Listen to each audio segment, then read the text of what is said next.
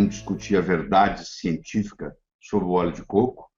Eu quero começar dizendo que Hipócrates, o pai da medicina, 400 anos antes de Cristo, tinha um discurso da importância da nutrição e ele terminava esse discurso dizendo que primo non nocere, antes de mais nada, não prejudique. Então, o óleo de coco é, nos Estados Unidos, considerado uma substância grasse, quer dizer que ela é boa para o uso, ela é segura. Quando uma substância é grassa, ela pode ser ingerida sem nenhum perigo, seguindo a história do Hipócrates. Abraham Lincoln foi o 16º presidente dos Estados Unidos. Ele governou de 1861 a 1865, considerado o abolidor da escravatura nos Estados Unidos, e ele tinha uma frase muito poderosa que ele dizia assim: você pode enganar poucos por muito tempo. Você pode enganar muitos por pouco tempo. Mas você não pode enganar muitos por muito tempo. Se você olha a história do óleo de coco, ela começa há quase 8.000 anos atrás, onde a medicina mais antiga que existe, que é a medicina ayurvédica, que é a mãe de todas as medicinas, e até hoje praticada, quase 1/3 da população do mundo pratica a medicina ayurvédica, e o óleo de coco tinha um papel fundamental, porque inúmeras preparações medicinais eram feitas com óleo de coco. Se você olha na medicina ayurvédica, você encontra trabalhos, você encontra escritos de 4.000 anos atrás, mostrando a importância do óleo de coco na culinária. Mas vamos pular para a era moderna. Se você entrar no Google e digitar coconut oil, que é óleo de coco em inglês, você vai ter mais de 25 milhões de citações. Se você entrar no Google acadêmico, que é o Google que o profissional de saúde deveria usar, que é o www.scholar.google.com, e digitar em inglês coconut oil, entre aspas, você vai ver que tem mais de 125 mil citações científicas. Se você entrar no maior site médico do mundo, que é o www.mercola.com, e digitar coconut oil, você vai ter mais de 9.000 artigos descritos, discutidos sobre o óleo de coco. Se você entrar na plataforma PubMed, que é uma plataforma já bem mais limitada, bem mais pobre, comparada com o Google acadêmico, você encontra lá 1.659 artigos científicos sobre o óleo de coco. Se você entrar no Amazon.com e na seção Books, na seção Livros, e digitar Coconut Oil, você vai encontrar mais de 1.000 livros sobre o assunto. Todos falando bem. Eu não encontrei nenhum deles falando mal. Se você entrar de novo no Google acadêmico e digitar monolaurin, você vai ver que é um produto que vem do ácido láurico, que o ácido láurico, 47% do coco, da gordura do coco é ácido láurico, você vai encontrar 2.370 artigos científicos sobre o processo. Se você pegar uma fórmula infantil, você vai ver que um dos grandes componentes da fórmula infantil são os triglicéridos de cadeia média, advindo do coco. Se você pegar uma pessoa idosa que não consegue comer mais e que está recebendo alimentação parenteral, a base da alimentação via veia parenteral é triglicéridos de cadeia média, advindos do coco. Agora eu pergunto para você, depois de toda essa quantidade de informação que existe, e o óleo de coco usado tanto para tratar o recém-nascido, quanto tratar o idoso que não come mais, por que esse mesmo óleo de coco não seria bom para tratar o adulto saudável? É só você começar a pensar. Pensar é grátis. Falta de pensamento é caríssimo. Então, pensar é grátis. Começa a pensar, você começa a ver. Se é uma substância tão relevante, que tem mais de 125 mil citações científicas no Google científico, no Google acadêmico, deve ter alguma explicação interessante por que isso acontece, certo? Então, se visto isto, você vê que você pode tratar, prevenir e tratar com óleo de coco Alzheimer, AIDS, aterosclerose, melhorar o perfil lipídico, ajuda no câncer, em infecções, em infestações, em diabetes, em redução de peso, em ganho de peso. Existem trabalhos e mais trabalhos e mais trabalhos em todas essas áreas. Eu gostaria de começar discutindo com você, primeiro, a estrutura do óleo de coco. O óleo de coco é uma gordura saturada, mas as gorduras saturadas são muito diferentes umas das outras. Você tem gordura saturada de cadeia curta, você tem gordura saturada de cadeia média e você tem gordura saturada de cadeia longa. Gordura saturada de cadeia curta, nós temos o ácido acético, o propiônico, o butírico, o valérico, o capróico. Esses são de cadeias curtas, eles vão até 6 carbonos. Aí você tem as gorduras de cadeia média, onde você tem o cáprico, o caprílico, o cáprico e o láurico, que são 3. Só para você ter uma ideia, 64% da gordura do coco é de cadeia média. E desses 64%, 47% é ácido láurico. Só para você ter uma ideia, o ácido láurico, o leite materno, que é o melhor alimento que existe no mundo, 14 a 19% da gordura do leite materno é ácido láurico. Ou seja, se é bom para o recém-nascido, por que não vai ser bom para o adulto? Por que o ácido láurico é tão badalado? Primeiro, porque quando ele cai no estômago, ele é quebrado e ele forma uma coisa chamada monolaurina, que mata fungo, mata bactéria, mata vírus, mata parasita. Hoje, nos Estados Unidos, a monolaurina é comercializada à parte. Ela é extraída do coco e ela é comercializada para tratar infecções que são resistentes a antibióticos. Para tratar candidíase sistêmica. A mulher que tem corrimento vaginal, ela faz uso da monolaurina. 30 dias de tratamento está resolvido. Ela é usada em vários aspectos na medicina clássica, para você ter uma ideia.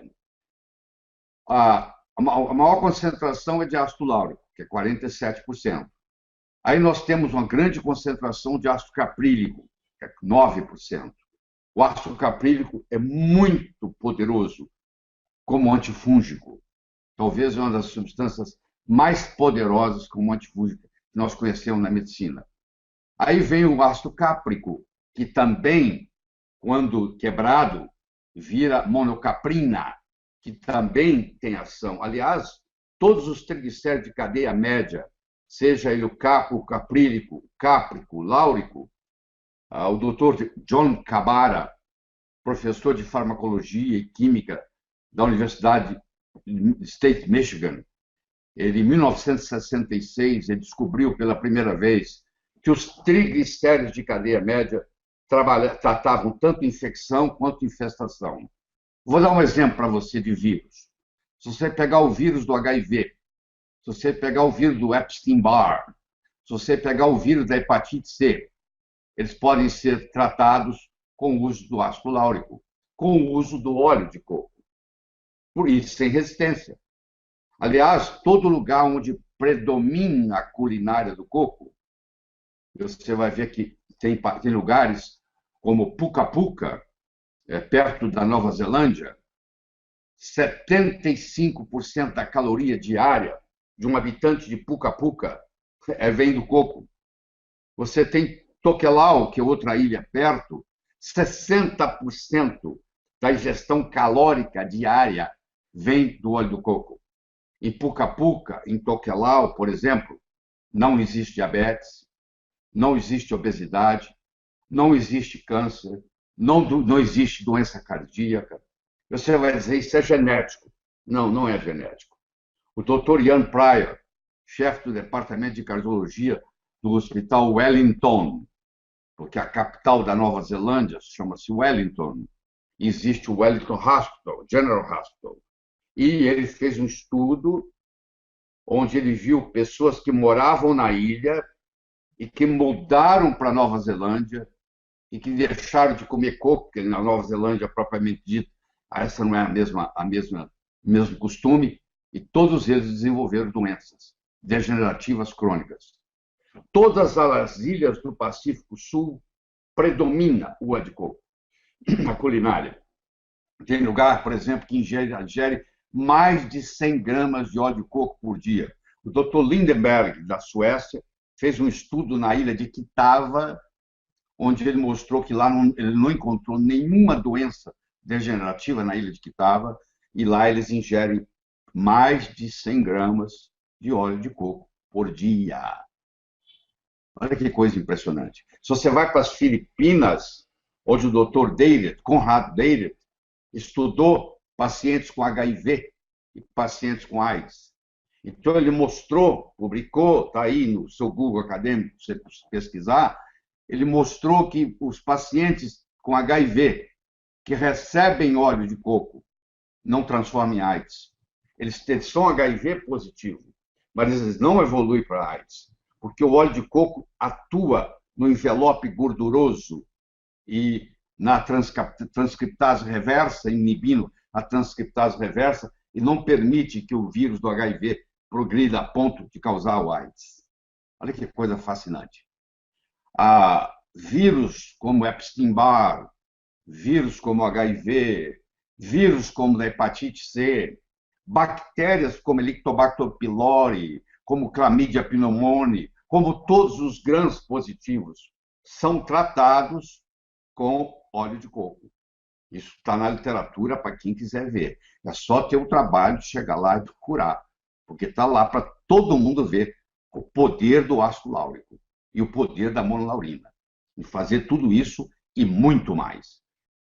O Dr. Menzik, em 2003, no American Journal of Clinical Nutrition, ele juntou 60 estudos do óleo de coco no perfil lipídico e juntou os 60 e fez uma coisa chamada meta-análise.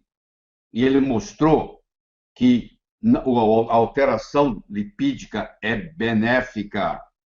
Há um aumento do HDL, uma pequena diminuição do LDL e não há uma mudança no colesterol. Porque o colesterol não é só o número que interessa, é a proporção que existe entre LDL, que é considerado colesterol ruim, e o HDL, que é considerado colesterol bom. E ocorre exatamente isso.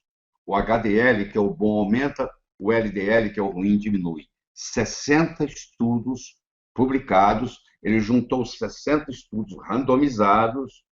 É difícil ver isso com alimento. Você vê esses estudos com remédios. Lembre-se, o coco é apenas um alimento.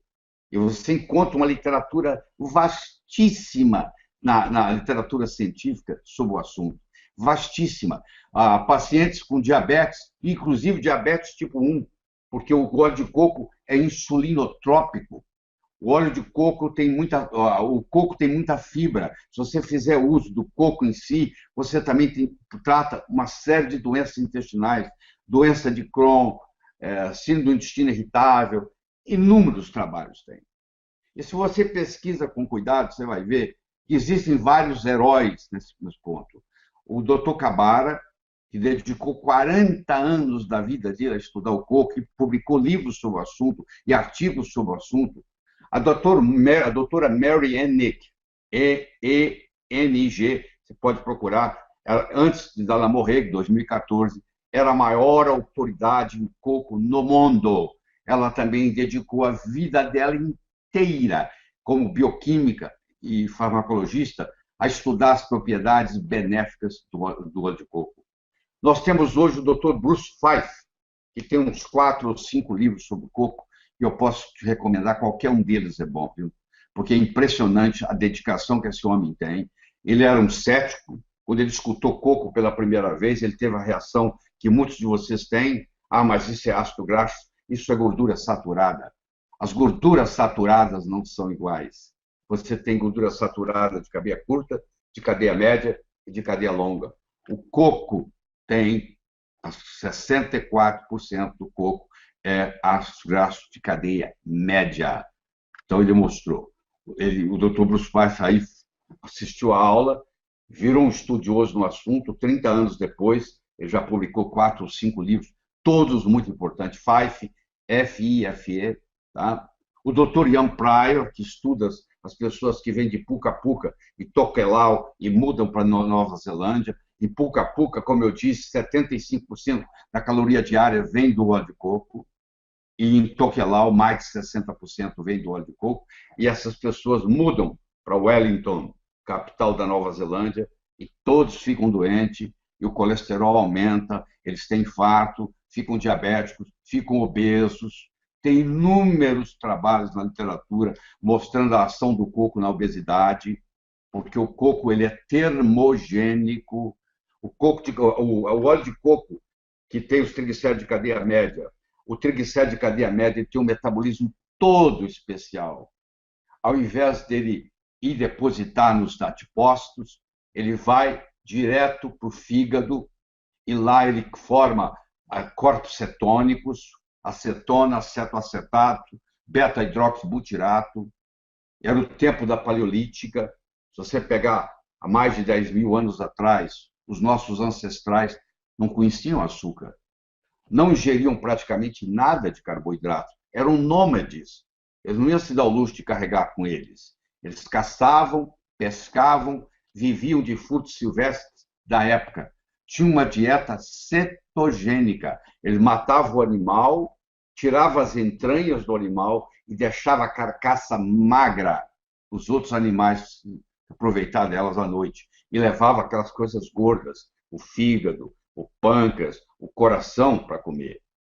Então, o cérebro sabe muito bem como trabalhar com beta-hidroxibutirato. Então, quando você faz uma dieta rica em lipídios de boa qualidade, que advém, por exemplo, do óleo de coco, você melhora o seu raciocínio. Se você pegar a história da doutora Mary Newport, uma neonatologista de Miami, que o marido dela, com a profissão de marido, ficava em casa cuidando das crianças e ela, como médica, trabalhando, isso é comum nos Estados Unidos, um ficar em casa e o outro ir trabalhar, e muitas vezes a mulher vai trabalhar e o homem fica em casa, e ele cozinha, ele cuida da casa, o nome dele era Steve. E o Steve, então, fazia a contabilidade da clínica dela e ele começou a errar nos números. E foi fazer um exame e, de repente, foi fazer um teste e ele tinha Alzheimer. Início de Alzheimer. Estava sendo lançada uma droga nova, só que para entrar na droga tinha que passar num teste. E ele não conseguiu atingir o placar necessário. Foi rejeitado. E a doutora Newport, que eu já assisti ela na Alemanha, dando curso disso, eu fui lá fazer, ela é americana, o que ela fez? Ela começou a procurar no Dr. Google. E ela encontrou o uso do óleo de coco, que cria corpos cetogênicos saudáveis, como o beta-hidroxibutirato, que é utilizado pelo cérebro. Que, aliás, o cérebro prefere beta-hidroxibutirato do que glicose. Porque os nossos paleolíticos, na época paleolítica, não tinha glicose, praticamente. O cérebro usava corpos cetônicos, do tipo beta-hidroxibutirato. E ela começou a usar no Steve. No Alzheimer, existe um teste muito interessante, que é o teste do relógio. O paciente vai no consultório médico, o médico dá para ele uma folha em branco, dá para ele uma caneta, um lápis, fala, desenha um relógio. E a maioria das vezes ele não consegue desenhar esse relógio apropriado. Ele esquece ponteiro, ele esquece ponteiro de minuto, ponteiro de hora, esquece número, e aquilo ali é a base. É a partir dali que agora nós vamos ver onde vai chegar. E aí ela entrou com óleo de coco. Em 14 dias ela respondeu, refez um teste. E você não vai acreditar, porque no final dessa aula você vai ter aí o link, você assistiu o filme do óleo de coco no Alzheimer, está num livro que é best-seller nos Estados Unidos, ficou na lista dos mais vendidos do New York Times, está traduzido para 16 línguas, ainda não chegou ao Brasil, infelizmente, mas você vai ver lá com legenda em português a história do Steve e a história do óleo de coco no Alzheimer. Você percebe que muita gente está tendo Alzheimer. Espero que na sua família você não tenha um, mas provavelmente vocês estão me assistindo aí, muitos têm. E muitas vezes nem é Alzheimer, é a polifarmácia. É o seu pai que está tomando 8 remédios, cada um prejudicando de um jeito. E, infelizmente, o médico prescreve, e quando vai no outro médico, ninguém tira, ninguém tem coragem de tirar, vai acrescentando, acrescentando, acrescentando, até intoxicar. Aí você começa com óleo de coco, e a melhora é brutal. Então, você tem explicações as mais variadas. Inclusive no Brasil. Nós temos caso, por exemplo, do óleo de coco estudado na obesidade na mulher, a mulher que tem obesidade visceral e a linha de cintura, e feito na Universidade de Alagoas, no curso de nutrição de Alagoas, publicado na revista Lipids em 2009. O primeiro autor é o doutor Assunção, ou doutor Assunção, eu não lembro bem se é homem ou mulher, e que publicou mostrando exatamente isso, que o uso do óleo de coco diminuiu a cintura, diminuiu a gordura visceral. Então, se alguém falar para você que óleo de coco engorda, não entende nutrição, porque são triglicéridos de cadeia média e eles são termogênicos, eles aumentam 14% o metabolismo basal. Isso tem trabalho publicado. Eu não preciso inventar nada. Já tem conhecimento demais na literatura. Tem mais de 1.000 livros no Amazon.com. Tem mais de 9.900 artigos no Mercola.com. Tem mais de 125.000 trabalhos científicos no Google Acadêmico. Tem 1.659 artigos no PubMed. E tem mais de 25 milhões de citações no Google Comum. Você entra no Google Comum, você põe entre aspas coconut oil, óleo de coco em inglês, e você vai ler o número lá, que vai ter mais de 25, vai ter 25 milhões e 200 mil. 25 milhões e 200 mil citações. Conhecimento não falta. Você tem que estudar, tem que fazer seu dever de casa. Ao invés de ficar escutando gente que vai para a televisão e fica falando bobagem. Pessoas inteligentes, fluentes, mas mal informadas. Isso tem jeito de consertar. É só fazer a informação direitinho. Eu trabalho em pesquisa de óleo de coco tem mais ou menos uns 8, 9 anos. Na minha casa, compra-se de 80 a 100 cocos por semana. Tá? Aqui nós compramos de 80 a 100 cocos por semana. Bebemos a água de coco, gerimos o óleo de coco, é feito leite de coco, entendeu? Tudo é feito desse jeito. Então, eu estou falando para você algo que eu faço na minha vida, tá bom? Não é algo que eu estou inventando, não. Tá? Eu tenho experiência com isso e muito grande. E não é só eu, não. Todas as formas infantis contêm triglicéridos de cadeia média. Todos os parenterais, a nutrição parenteral feita em idosos é feita com triglicéridos de cadeia média, tirado do óleo de coco. Então, isso tudo aí, eu espero que eu esteja convencendo você de que faz uma diferença. Aí você pergunta, é óleo ou gordura? Bom, quando é líquido é óleo, quando é sólido é gordura. Essa é a diferenciação. Como o ponto de fusão do coco é 20 graus, 24 graus, se um dia estiver acima de 24 graus, você vai ter um óleo de coco na sua mão. Se estiver abaixo de 24 graus, aquilo ali vai ficar sólido, você vai ter uma gordura de coco. Por isso que é chamado. Além disso, o óleo de coco, além de melhorar o metabolismo e tudo mais, ele é anti-inflamatório. Ele diminui a interleucina 1, a interleucina 6, a interleucina 9 e aumenta a interleucina 10, que é anti-inflamatório. Então, ainda tem mais isso de bônus. Ele tem uma ação anti-inflamatória. E tem mais de bônus. O bônus continua. Tanto o ácido láurico, quanto o ácido mirítico, quanto o ácido oleico, todos os três estão no coco, eles têm a propriedade de inibir a 5-alfa-redutase, que é uma enzima que transforma a testosterona em dihidrotestosterona, em DHT. Quando a sua testosterona vai caindo com a idade, o organismo, por um mecanismo de compensação, aumenta a 5-alfa-redutase, para você transformar a testosterona em DHT, porque o DHT é 5 vezes mais potente que a testosterona, e a natureza é sábia. Já que tem pouca testosterona, vamos aumentar o 5-alfa-redutase para nós produzir DHT. Só que DHT faz o seu cabelo cair, DHT faz a sua barriguinha de chope e DHT aumenta a sua próstata. Então, são 3 coisas que você não quer. E como é que você se livra disso? Um jeito de fazê-lo é inibir a 5-alfa-redutase. Olha que interessante. O ácido láurico, o ácido mirístico e o ácido oleico são inibidores da 5-alfa-redutase. Se você, por exemplo, passar óleo de coco na cabeça, e tem muitos shampoos que tem isso, você vai diminuir a queda do cabelo. Porque onde tem muito DHT é no pilar, é no folículo piloso, capilar. E você vai lá e bloqueia isso, e não transforma em DHT. E o DHT é que faz o cabelo cair, que faz a pessoa ficar calva. Então, as aplicabilidades são inúmeras. O óleo de coco tem mais fibra do que qualquer outra coisa que eu conheça. Para você comparar a quantidade de fibra por grama do óleo do coco per se, agora já não estou falando do óleo, estou falando do coco.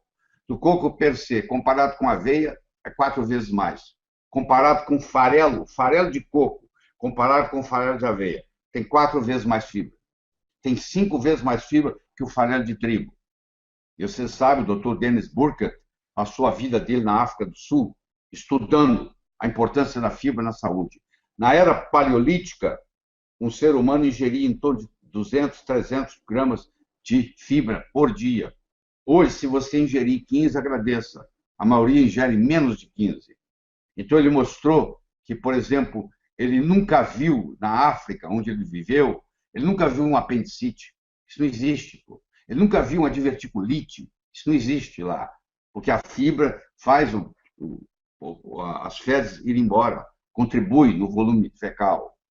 Tá? Então, é muito importante você entender isso. 1 em cada 4 americanos tem diverticulite, tem divertículo no intestino. 1 em cada 1.000 habitantes do Quênia tem diverticulose. E por quê? Porque ingere fibra. E no Quênia também se ingere muito coco. Por grama, é a substância mais rica em fibra, solúvel e insolúvel. Vamos pegar o leite materno. O leite materno, primeiro que 55% do leite materno é saturado. Você acha que gordura saturada faz mal? Tanto mal?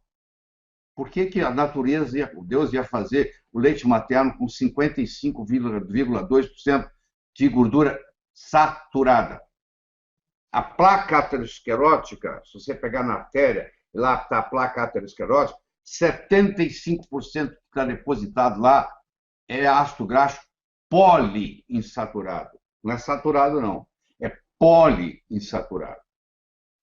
E outra coisa que você tem que entender é que colesterol não é gordura.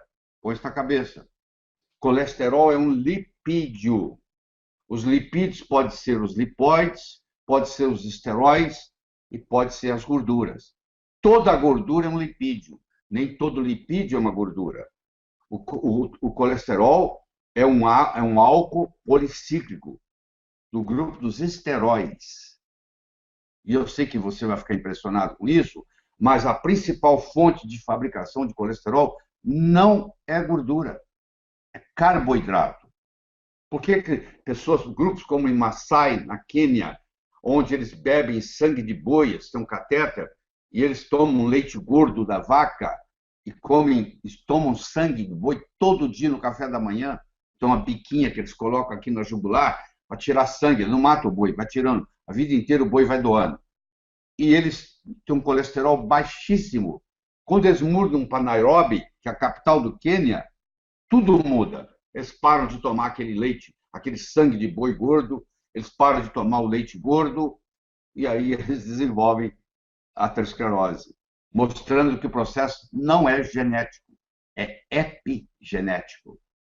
Você vai estudando tudo isso, vai mostrando a diferença que existe. Bom, nós estamos com 30 minutos de palestra, eu acho que tem muita pergunta aí esperando, eu vou parar minha discussão aqui e eu vou responder as suas perguntas, tá bom? Muito obrigado. Dr. Lair, qual é a diferença entre óleo de coco e gordura de coco? Eu mencionei que o óleo é quando ele está no estado líquido E a gordura é quando ele está no estado sólido. Então, se você não for no sul do Brasil, a tendência é chamar a gordura de coco. Se você for para o norte do Brasil, a tendência é chamar óleo de coco. E no mesmo dia ele pode fazer as duas coisas, porque o ponto de fusão do coco é 24 graus Celsius e o ponto de fumaça do coco é 177 graus. Como o coco é é composto de ácido graxo saturado de cadeia média, ele não oxida. Então, ele dura muito tempo. E você pode, inclusive, fritar com ele. Aliás, é o melhor óleo para fritura que existe. Na minha casa, não entra nenhum outro óleo para cozinhar que não seja o óleo de coco. Tá? Isso há muitos anos. Faz toda a diferença na sua saúde. De onde vem o leite de coco? Você pega o coco, você faz uma prensa, faz uma moagem e uma prensa nele.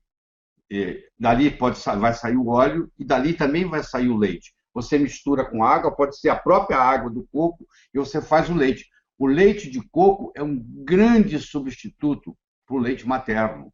Então, quando uma mãe não pode amamentar mais, e a criança, por exemplo, tem alergia ao leite de vaca, que isso é muito comum, então você dá o leite de coco. Se você estudar, aqui, deixa eu só mostrar para vocês isso aqui. Ó.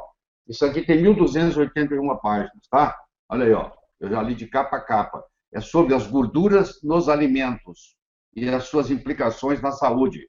Tá? Pouco conhecimento é perigoso. Tá? Você tem que estudar em profundidade.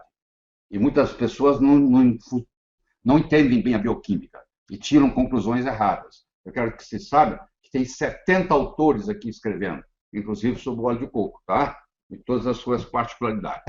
Fora os livros outros que eu leio, tem muitos.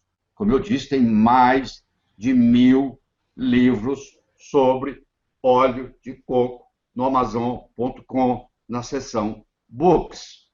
Olha que coisa absurda. Mais de 1.000 livros, todos, sem exceção, falando bem do coco. E serve para te dar alguma orientação? Além de toda essa publicação científica que eu citei, e agora eu vou dizer para você que você pode vai lá, entra lá, www.amazon.com, books, clica lá, entre aspas, coconut oil, dá enter lá para você ver. Você não vai correr. Tem 75 páginas de anúncio de livro. E tem uma média de 20, 22, 18 livros por página. Você vai dar mais de 1.000 páginas. Chega a mais de 1.200, na realidade, se você multiplicar. É uma coisa impressionante. Só não entende de coco quem não quer. Porque a literatura está aí disponível para todo mundo. Hoje, a informação é democratizada. Todo mundo tem direito a ela. O coco no Steve funcionou melhor do que todos os remédios para Alzheimer que tem na farmácia. Ela testou um por um e nada funcionava tão bem quanto o coco. Então, isso é muito importante. É uma coisa barata, sem efeito colateral, e você que não tem Alzheimer ainda, se o seu pai teve, a sua mãe tem, se o seu avô, Alzheimer é mais comum em mulher do que homem, tá? Eu não vou explicar aqui a razão, mas é mais comum em mulher do que homem. Para começar, a mulher vive mais, então ela fica mais tempo idosa.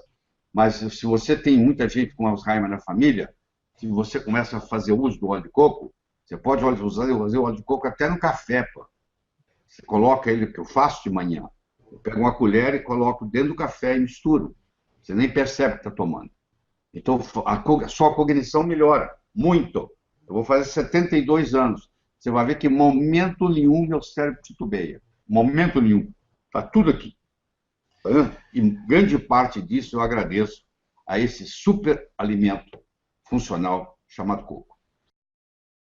Doutor, quais são os ácidos graxos saturados? No meu conhecimento, acético, começa com acético, propiônico, butírico, valérico, caproico, caprílico, cáprico, láurico, mirístico, palmítico, esteárico, araquidídico, beênico, lignocérico. Tá bom? Tem cadeia curta, cadeia média, cadeia longa. E o metabolismo é totalmente diferente. Então, fala assim, só porque a gordura é saturada Quer dizer nada, querido. Eles não são iguais. O metabolismo dos ácidos graxos de cadeia média é totalmente diferente do metabolismo dos ácidos graxos de cadeia longa. Eles não são nem primos, para você ter uma ideia. Não são irmãos, nem primos eles são. Eles são totalmente diferentes. Enquanto que um deposita e engorda, o outro é termogênico e faz o emagrecimento. O óleo de coco é bom para quem tem intestino preso? Muito bom para quem tem intestino preso. E o óleo de coco, se você comer o farelo do coco, é 1000 vezes melhor ainda. Como eu disse, o farelo de coco não tem nenhum farelo que chegue perto dele. Porque se você comparar o farelo de coco com o farelo de aveia, ele tem 4 vezes mais fibra, tanto solúvel quanto insolúvel. Então, por exemplo, quem tem doença de Crohn, quem tem irritabilidade intestinal, tudo isso melhora também com a parte da fibra. Agora, o óleo de coco per se também ajuda muito, porque como ele tem uma ação anti-inflamatória muito poderosa no intestino, eu já falei, tem estudos na literatura mostrando que ele inibe e diminui a interleucina 1, a interleucina 6, a interleucina 9, e aumenta a interleucina 10, que é um processo anti-inflamatório, as primeiras 3 são pró-inflamatórias, ele trabalha em qualquer processo inflamatório, principalmente no processo inflamatório intestinal que está passando por aí. E tem outra coisa interessante, se você não tem vesícula, pode fazer uso de óleo de coco, ele não precisa da bile, ele não precisa do suco pancreático. Se você tem problema de má absorção, o óleo de coco ajuda a absorver nutrientes, tanto é que você dá em doenças que têm distúrbio de absorção, de má absorção, e ele melhora, a pessoa ganha peso. Se a pessoa é sobrepeso, tem sobrepeso, ela emagrece. Se ela é muito magra, ela ganha peso. O óleo de coco pode ajudar a combater a doença de Alzheimer? A doutora Newport, ela dava para o Steve 2 colheres de sopa de óleo de coco por dia. E depois ela descobriu que, além do óleo de coco, se ela também desse os triglicéridos de cadeia média, que são isolados do óleo de coco, potencializa o efeito. Então, ela fez um estudo mostrando que, quando você dá o óleo de coco, você tem certas propriedades benéficas. Quando você dá o triglicéride de cadeia média, você tem algumas outras que não tem no óleo de coco per se, e quando você junta os dois, você tem uma sinergia muito grande. Hoje você pode ir numa casa de produtos naturais, você pode ir numa farmácia, você pode adquirir triglicéride de cadeia média, inclusive na forma de pó. Você pode comprar na forma de envelope e colocar na água e tomar. O que é óleo de coco hidrogenado? A indústria hidrogena óleos poliinsaturados para eles durarem. Um óleo de girassol colocado numa gôndola de um supermercado, em 10 dias está rançoso. Para ele não ficar rançoso, eles injetam hidrogênio em alta temperatura. E aí eles criam o que se chama trans. São as gorduras trans. Então, quando você compra um óleo poliinsaturado no supermercado, ele já vem com gordura trans. Esse aqui é o problema. E ele também já vem oxidado, porque o óleo e a luz e o calor não combinam. Se você esquentar muito óleo, ou se você deixar bater luz natural ou luz artificial lá da gôndola, ele também se oxida. E aí ele começa a prejudicar. E aí essa indústria que está acostumada a fazer isso, ela também injeta hidrogênio no óleo de coco. Tem pouco impacto negativo, porque não tem muito. O óleo de coco é 91% saturado, entendeu? Então, só 8%, 9% vai sofrer esse fenômeno. Mas é um fenômeno que perturba. Então, eu recomendo você, se você ler no rótulo que o óleo de coco é hidrogenado, eu recomendo você não usar. O óleo de coco é bom para quem está amamentando? Excelente para o bebê. Vou te falar por quê. Porque a mãe, o leite é um processo de excreção da mãe. Se a mãe tiver um tóxico, esse tóxico sai no leite. Se ela está tomando um benzodiazepínico da vida, isso sai no leite. Se ela está tomando ácido láurico, como é o caso do óleo de coco, que 47%, 48% é ácido láurico, o ácido láurico vai aumentar a concentração no leite materno. Uma das vantagens, porque a criança que mama não sofre mais infecção do que aquela que não mama, tem menos infecção, é por causa da ação da monolaurina. Tá? Porque a monolaurina, além disso, estimula o sistema imune. 80% do sistema imune nosso está no intestino, tá? Porque é ali que vai passar. Uma pessoa ingere durante uma vida em torno de 7 toneladas de alimento.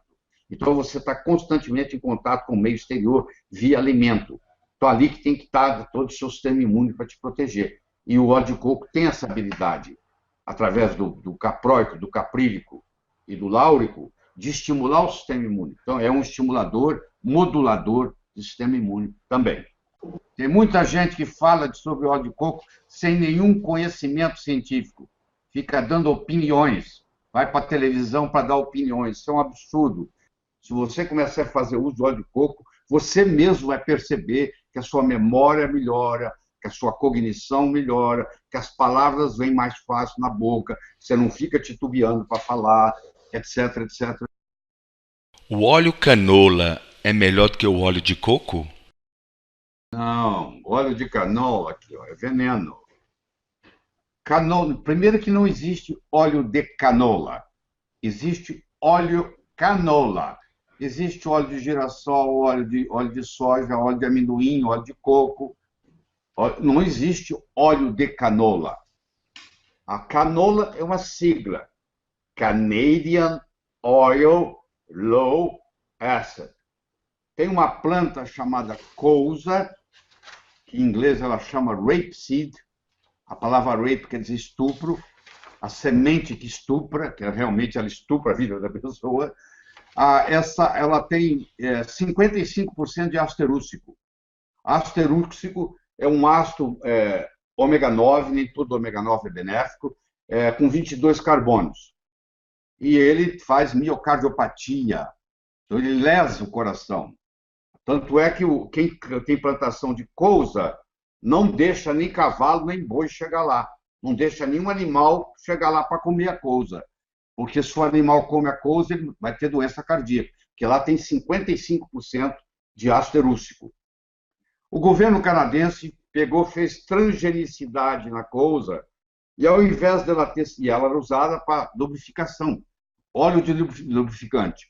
E aí ela passou, ao invés de 55%, ela passou a ter 1%.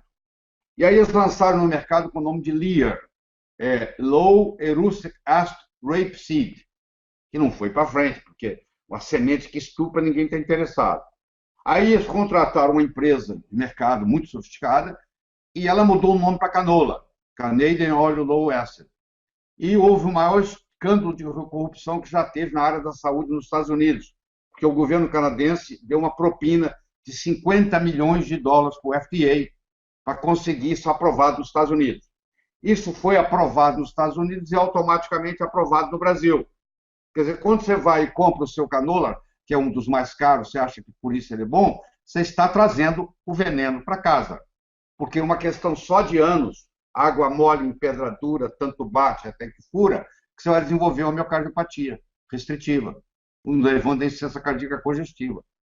Então, esse é um problema muito sério mesmo. E o óleo de coco é o contrário. Todos os lugares onde predomina a culinária do coco, não se conhece doença cardíaca, não se conhece insuficiência cardíaca congestiva. Então, entre o coco e a canola, é 1000 vezes o óleo de coco. Não há comparação. Infelizmente, com o poder do mercado, do marketing, isso aí ficou estabelecido e muita gente ingenuamente vai ao supermercado e compra o óleo de canola. Tá? E eu sei que eu estou correndo risco de vida falando isso, mas eu não estou aqui para ser politicamente correto. Eu estou aqui para dar mensagem. E sabe o que você pode fazer? Vai estudar, vai pesquisar canola. Entra no Google e pesquisa assim, efeitos colaterais da canola. Vai lá, você vai ver o que tem. O óleo de coco ajuda para o emagrecimento? São vários mecanismos. O principal dele é a sua ação termogênica. Então, está mostrado que o óleo de coco ele aumenta em 14% o metabolismo basal. Uma coisa muito interessante. E sem fazer nada, você está consumindo mais calorias. Ele facilita o processo da tireoide. Enquanto os ácidos graxos poliinsaturados eles causam um distúrbio tiroidiano, o óleo de coco, pelo contrário, tem descrição na literatura da melhora da função da tireoide em vista do óleo de coco. Tá? O óleo de coco hidrata a pele ou só forma uma camada? Tem muita capacidade de hidratar a pele. A pele é muito rica em ômega 6. Então, se você passar ômega 6 de boa qualidade na pele, você está fazendo um tratamento interessante. O óleo de coco é muito bom para o cabelo. O cabelo ele é muito bom. Porque quando você passa o óleo de coco no cabelo, ele é absorvido e no capilar piloso, ali, capilar, no bulbo piloso, ele inibe a 5-alfa-redutase, e aquela testosterona que ia ser transformada em DHT e aquele cabelo ia cair, e não acontece. Você vai encontrar shampoos à base de óleo de coco, com essa finalidade, certo? Operei da vesícula. Posso fazer uso do óleo de coco?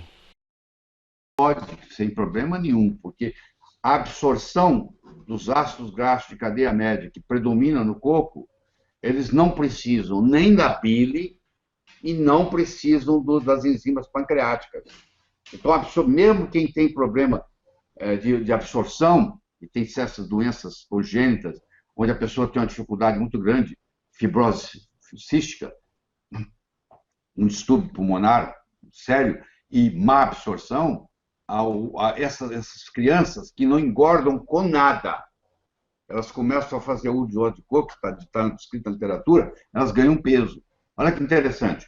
O óleo de coco faz quem perder peso, e quem precisa ganhar peso. Por isso que ele é conhecido como o modulador do peso. Entendeu? Porque dependendo da situação ele trabalha. Ele aumenta a absorção da vitamina A, da D, da E, da K, ele aumenta a absorção de minerais, ele não tem ácido fítico, isso é muito importante. A soja, por exemplo, tem fitatos. O ácido fítico, quando ele bate no estômago, ele quela minerais e vitaminas. Não existe ácido fítico no coco. Isso é mais um bônus do coco. Você vai ver que todo lugar que você mexer, aqui, ó, vai estudar, ó. Todo lugar que você mexer no coco, olha só, olha o que está escrito aí, ó.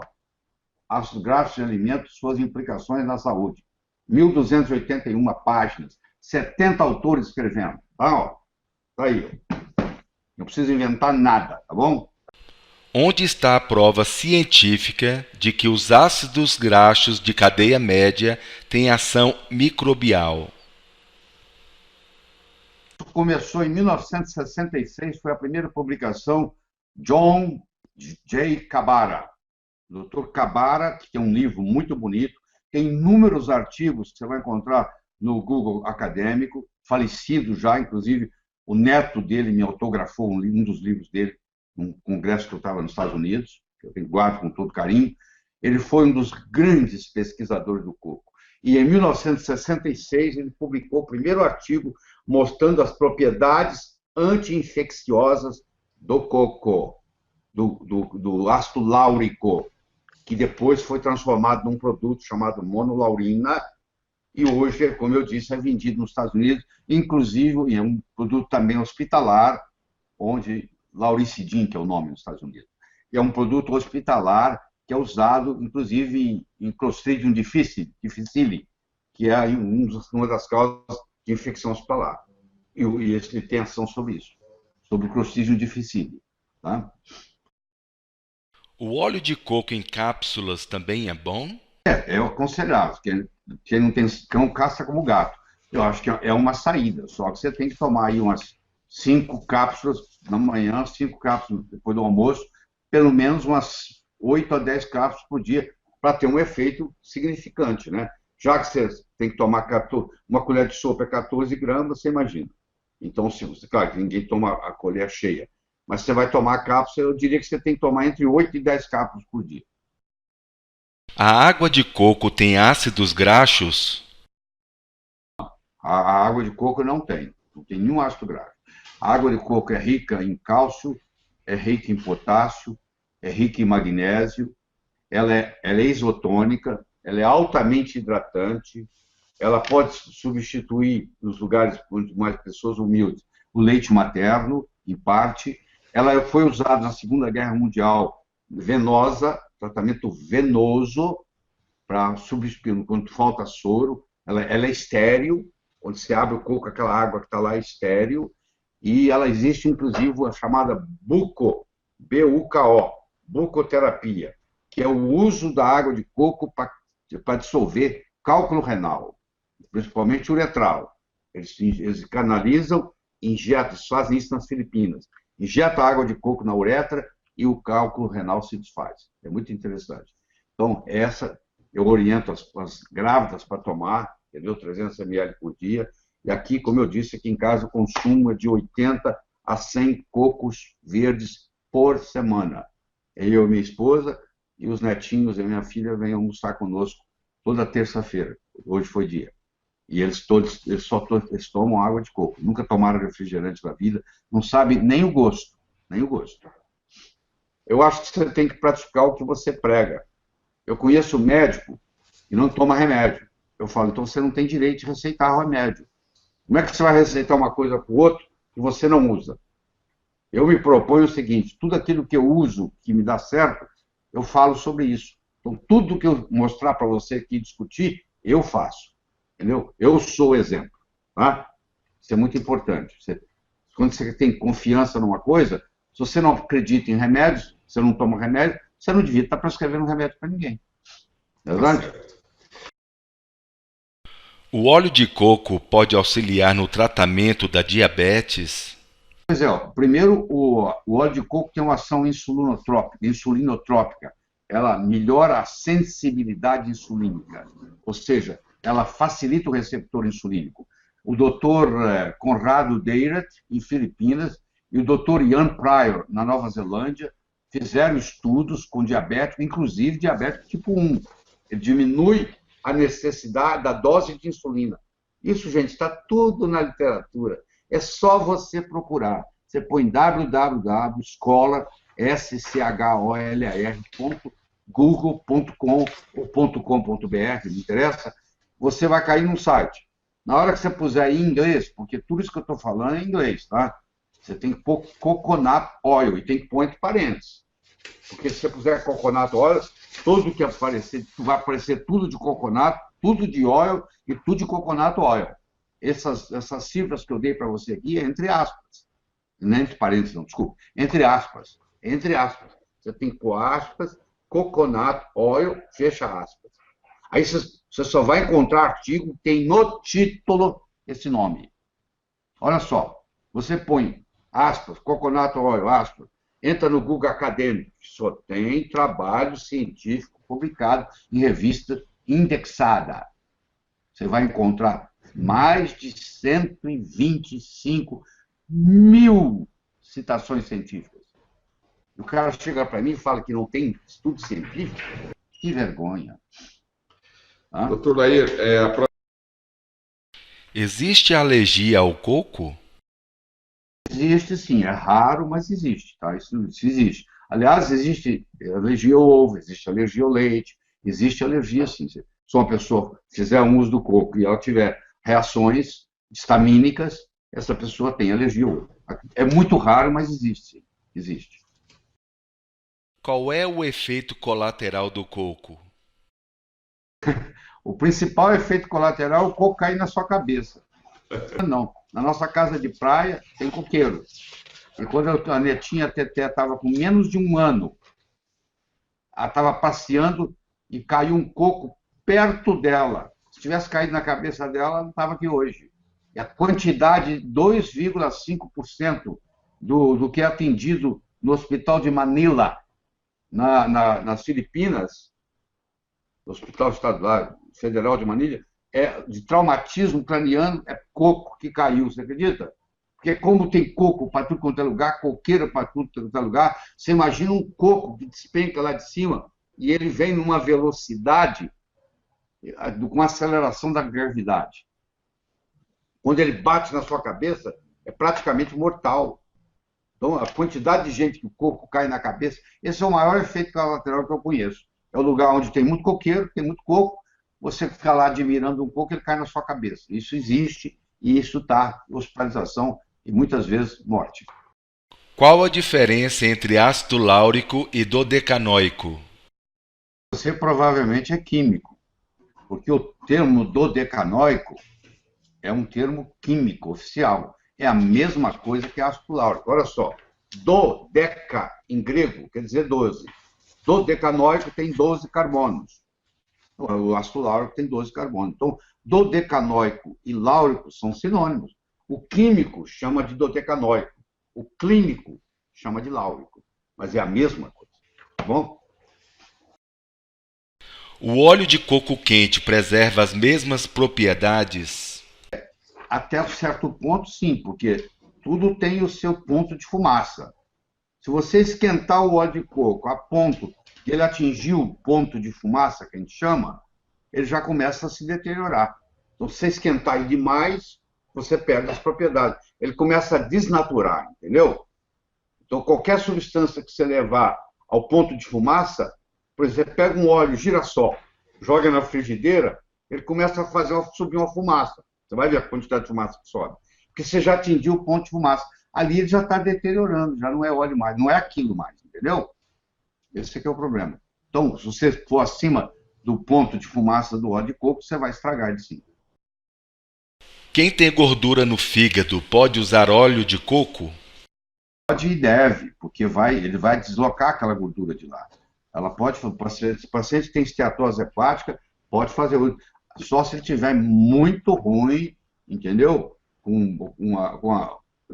Morrendo moribundo. O contrário, não, vai só ajudar. Então, você pode fazer uso, sim. Você vê, por isso que é chamado a árvore da vida, entendeu? Porque é impressionante tudo. E a quantidade de coisa que se faz. O coco, tudo aproveita no coco, tudo. Você precisa ver que coisa, o artesanal do coco, que coisa impressionante.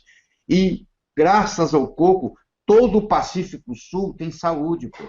Lá não se conhece nenhuma, não existe diabetes, não existe obesidade, não existe doença cardíaca, não existe Alzheimer, não existe nada, até a pessoa mudar de lá. E estou sempre o estudo mais famoso é esse que eu falei, que foi feito pelo Dr. Ian Praia, onde ele pegou pessoas de Puka Puka e pegou pessoas de Tokelau, que mudaram para Nova Zelândia, que mudaram para Wellington, que é a capital, e mostrou a deterioração. Aí eles têm as doenças degenerativas, porque quando eles chegam em Wellington, na Nova Zelândia, eles não têm coqueiro em todo lugar, como tem nas ilhas lá. Nas ilhas lá, qualquer lugar que você for, tem coqueiro, entendeu? Então, ó, Puka Puka, 75% da caloria diária advém do coco. Olha que coisa absurda. Entendeu? E lá não tem colesterol elevado, não tem pressão alta, não tem diabetes, não tem nada. Tem nada. Os idosos são saudáveis e etc. Tenho diabetes do tipo 2. Posso tomar água de coco? Pode tomar água de coco sem problema nenhum, sem nenhuma restrição. Pelo contrário, ele vai melhorar, porque isso também vai ajudar. Principalmente é rico em potássio, é rico em magnésio. Magnésio e potássio melhora a sensibilidade à insulina, melhora a sensibilidade do receptor insulínico, entendeu? Vai ativar a produção do chamado GUT4, entendeu? Então, pode sim. Quem tem problemas renais pode tomar óleo de coco? Pode também, mas se a ureia e a creatinina estiver muito alta, aí nós não aconselhamos, porque pode ter uma sobrecarga. Pode-se fermentar o leite de coco e fazer iogurte de coco? Chama kefir, né? Se você fermentar o óleo de coco, o leite de coco, você faz o que se chama kefir, porque hoje, você sabe, 90% das nossas células não são nossas, são bactérias que estão no nosso intestino. Tanto é que a Organização Mundial de Saúde, há poucos anos atrás, criou um novo órgão para o corpo, que chama microbiota intestinal. Os chineses sempre disseram isso. A saúde e a doença começa e termina no intestino. Então, você usar produtos fermentados faz uma diferença enorme. Aliás, todos os lugares onde tem longevos, onde tem centenários, onde predomina, onde tem gente com mais de 100 anos indo bem, obrigado, como é o caso, por exemplo, da ilha de Okinawa, que é o lugar no mundo onde mais tem longevos per capita no mundo, tá? Você vai ver que tem produto fermentado. Lá é o natô, por exemplo. Se você fermenta a soja, um dos tipos de fermentação da soja é o natô. E o japonês, por exemplo, é conhecido por comer ingerir natô no café da manhã, no almoço e no jantar. Principalmente na ilha de Okinawa, onde se ingere mais alimento fermentado ainda. E todo lugar onde tem longevos, você pode procurar que tem um alimento fermentado. Então, você fazer um kefir, fazer tipo um iogurte do leite de coco é uma escolha espetacular, porque é um leite que não tem nenhum prejuízo, não vai ninguém estar alérgico à caseína, porque ela não tem caseína, não tem problema de lactose, não tem nada disso, entendeu? E vai aumentar o número de bactérias no intestino, bactérias que nós chamamos de friendly, que vão melhorar o sistema imune e tudo mais. O óleo de coco pode curar uma pessoa com doença de Alzheimer? Deixa eu só fazer um comentário. Eu não quero dar aqui a impressão que óleo de coco vai curar Alzheimer. A regra é a seguinte: você pergunta para a pessoa assim, como é que esse indivíduo, esse senhor com Alzheimer, estava há 6 meses atrás? Há 6 meses atrás, ele lembrava o nome do filho. Então, provavelmente, usando o óleo de coco, ele vai lembrar o nome do filho. Quanto tempo tem que ele não anda? Ele não anda tem 3 anos. Ele não vai voltar a andar, porque à medida que vai progredindo o Alzheimer, vai havendo necrose dos neurônios. Então, não tem jeito de reconstruir isso. O que o óleo de coco faz, ele melhora a comunicação entre os neurônios. Mesmo que seja menos se comunicando, aumenta a complexidade do cérebro e aumenta o poder cognitivo, entendeu? Tomar café com óleo de coco altera as propriedades do óleo de coco? Não altera, porque primeiro que na hora que você coloca, o café não está a mais de 100 graus. O óleo de coco tolera bem até 177, tá? Que é o ponto de fumaça. Não altera em nada. E também logo em seguida dissolve. Então também nem altera o café também. Nem o gosto do café altera, na minha opinião. Porque, claro, eu não uso nada no café. Eu não uso açúcar, eu não uso adoçante, eu não uso nada disso. Hoje eu uso só para dissolver o meu óleo de coco, entendeu? Mas eu não ponho só óleo de coco no café. Eu ponho manteiga ghee, entendeu? Eu ponho triglicéridos de cadeia média, eu ponho várias coisas. Tá? Chama-se Bulletproof Coffee. Entra na literatura e vai estudar para você ver. Com as pessoas que já emagreceram 70, 80 quilos com Bulletproof Coffee. Vale a pena você ler. Bulletproof Coffee. Entra lá, existem livros sobre isso e muita gente aí tá emagrecendo e com saúde, melhorando a capacidade cognitiva. Mas primeiro você tem que perder o que eu chamo de gordurofobia, porque eles fizeram uma lavagem cerebral em você para te provar que gordura faz mal. Então, na era paleolítica, ninguém era doente, pô. Na época da sua avó já tinha mais saúde que hoje. Hoje, todo indivíduo toma remédio. Você pega um indivíduo com 65 anos de idade, ele toma 13 remédios por dia, pô.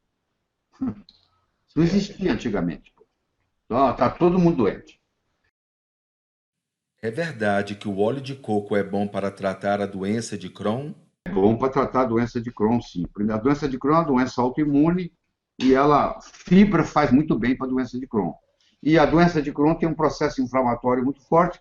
Eu estou citando pela 3ª vez que o óleo de coco inibe as interleucinas pró-inflamatórias. E, além disso, o ácido láurico, ele mata os fungos, as bactérias, os vírus que estão lá contribuindo para a doença de Crohn. Então, por vários mecanismos.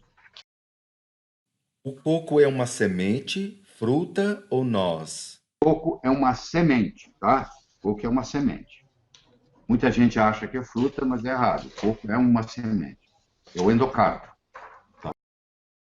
O óleo de coco babaçu tem as mesmas propriedades do óleo de coco tradicional? Não tem. O óleo de babaçu, ele tem uma propriedade muito interessante. Enquanto que o óleo de coco tem 48% de ácido láurico, o óleo de babaçu tem 44%. Então, no que diz respeito ao láurico, ele é praticamente igual ao óleo de coco, mas ele não tem o capróico, o caprílico, o cáprico, entendeu? Ele fica devendo nesses seus lados. Já que você mencionou isso, existe um outro óleo chamado óleo de palma. Você conhece também com o nome de óleo de dendê. O óleo de palma, existe o óleo de palma e o óleo do caroço de palma. São óleos totalmente diferentes. Se você faz o óleo da polpa da palma, ele não é parente do óleo de coco, é muito longe. Agora, se você faz o óleo da semente, do caroço do óleo de palma, ele é praticamente irmão do óleo de coco. Só que você tem que pensar o seguinte: você imagina um produtor de óleo de palma e de óleo de caroço de palma. Olha a tentação que ele tem de misturar, porque o caroço é desse tamanho, a palma é desse tamanho, ó. Então, se eu vou produzir só do caroço, eu tenho que cobrar muito mais caro. E às vezes a pessoa não iria. Muitos de vocês estão entendendo essa diferença pela primeira vez. Então a pessoa não fala assim, pô, se o óleo da palma é tanto, por que eu vou pagar 3, 4 vezes mais pelo de caroço? Então o que o sujeito faz? Ele mistura um pouco do de palma e do caroço. E no fim não dá nada de diferença, entendeu? Que é o óleo do dendê, que isso é misturado. Há alguma vantagem em misturar o óleo de coco e o óleo de cártamo? Existe um sinergismo, não é muito grande, mas existe, tá? Para entrar na discussão do óleo de cártamo, nós temos que marcar outro hangout. Mas existe sim uma sinergia, pequena, mas existe. É melhor, se você fizer combinado, é melhor do que fizer sozinho, tá? Mas aí você tem que fazer, no caso esse só vai fazer na forma de cápsula, entendeu? Porque você não vai ter o produto em si para trabalhar.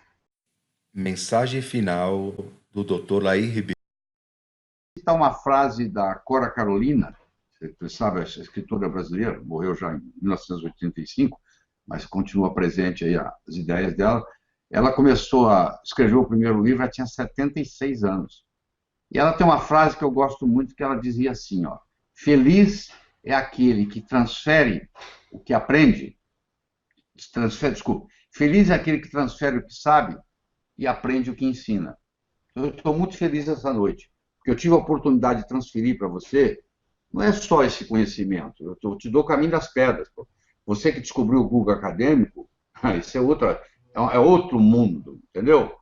Quantas coisas o cara fica lá, isso aí não é científico. Você abre o Google Acadêmico e mostra. Vitamina D3 e prevenção de doença cardíaca. Ah, isso não tem nada a ver. Você vai lá e coloca lá, Vitamin D3 and Prevention of Heart Disease. Pô, milhares de artigos. E aí, como é que fica? Ah, hormônio bioidêntico não existe. Você entra no Google Acadêmico, Bioidentical Hormones.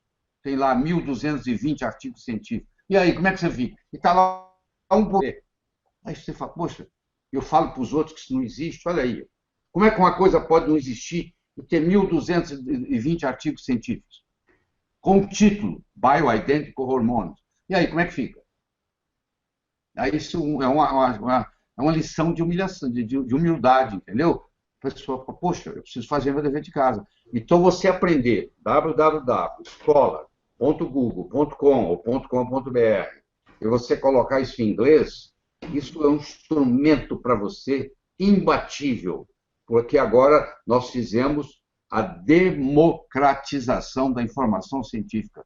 Qualquer indivíduo, sendo cientista ou não, sendo pesquisador ou não, entrou no Google Acadêmico, que tem uma plataforma muito maior que o PubMed, porque eles têm muito mais dinheiro, eles têm muito mais jornais científicos lá do que o PubMed, eles têm várias línguas diferentes que você traduz na hora. Olha o que isso te dá de conhecimento. E no momento que você viu lá publicado, estudado, avaliado, ninguém te convence do contrário, entendeu? Ninguém te convence do contrário. É muito interessante isso. Eu acho que é mais do que tudo é isso, é você aprender a cuidar da sua saúde. Você e seu médico têm que fazer parceria. Se você chegar no médico, aquele médico que diz assim, aqui eu sou doutor, eu sou médico. Isso não existe mais, pô. Essa mágica do jaleco branco acabou, pô. O médico tem que criar uma parceria com o paciente. Porque o paciente, muitas vezes, hoje, graças ao Dr. Google e agora ao Dr. Google Acadêmico, ele chega no consultório do médico sabendo mais do que o médico na doença dele. E não tem nada de errado nisso. O médico tem que ver as 22 mil doenças que existem, o nome de 22 mil, ele tem que ver só a dele. Ele não está fazendo mais do que obrigação, mas vira uma parceria. Então você começa a trocar ideias com o seu médico, e eu estimulo você a fazer isso. Porque isso não é o futuro, isso é o presente, está aqui. E o médico não sabe, fala que a óleo de coco não serve para nada. Você leva lá 10, 20, 30, 50, 100 artigos, como eu tenho aqui no meu computador.